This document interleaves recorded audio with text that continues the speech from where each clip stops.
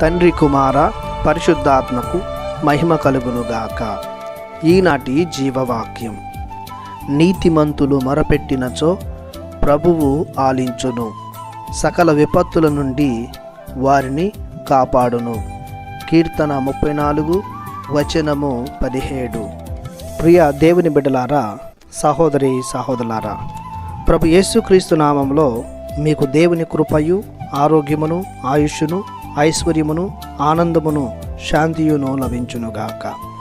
ఉపదేశకుని గ్రంథము 7వ అధ్యాయము 20వ వచనంలో, ఎప్పుడునూ తప్పు చేయక ఎల్లవేళలను ఒప్పే చేయు పుణ్య పురుషుడు ఎవ్వడును ఈ భూమి మీద లేడు అని ఉపదేశకుడు పలుకుతూ ఉన్నాడు.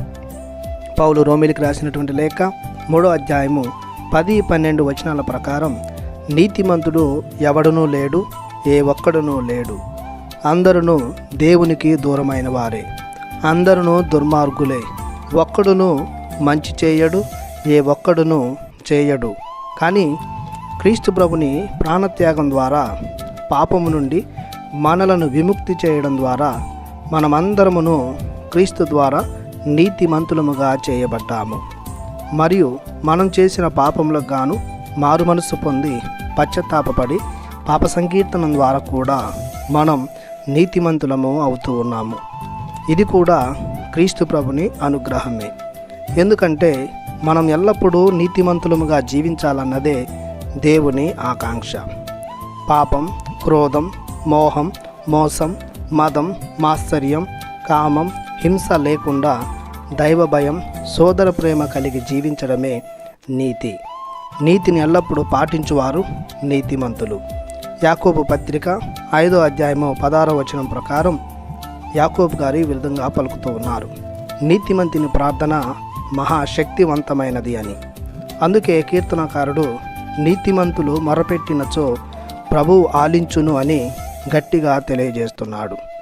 ఎట్టి ఆటంకాలు, అడ్డంకులు, వ్యతిరేకత, అన్యాయం, అవినీతి వాటిల్లిన, విపత్తులు, కరువు కాటకాలు, యుద్ధాలు, అంటువ్యాధులు వాటిల్లిన వారిని గూర్చి నీతిమంతులు గొంతెత్తి విన్నవించిన వెంటనే దేవుడు వారిపై తన దయను, కృపానుగ్రహాన్ని కురిపిస్తాడు. తన రెక్కల కింద భద్రపరుస్తాడు, కనుపాపల కాచి కాపాడుతాడు. కావున దేవుని ప్రజలమైన మనం, విశ్వాసాన్ని జీవిస్తున్న మనం క్రీస్తును పోలి ఆయన నీతిని ధరించి నీతిమంతులముగా జీవించుదాం. దైనందిన జీవితంలో ఎదురయ్యే చీడపీడల నుండి, వ్యాధి బాధల నుండి రక్షణ పొందుకుందాం. మనం చేసే ప్రార్థనలకు దేవుని నుండి అనుగ్రహం పొందుకుందాం. ప్రార్థించుదాము.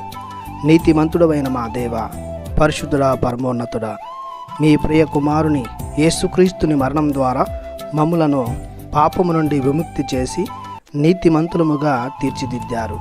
మీకు మా వందనం, మీకు మా స్తోత్రం. మీరిచ్చిన నీతిని, పరిశుద్ధతను మేమెల్లప్పుడూ మా జీవితంలో పాటించే ఆశీర్వాదాన్ని మాకు దయచేయమని మీ ప్రియ కుమారుడు యేసుక్రీస్తు నామములో ప్రార్థిస్తున్నాము తండ్రి. ఆమెన్. దేవుడు మిమ్ము దీవించునుగాక. ఆమెన్.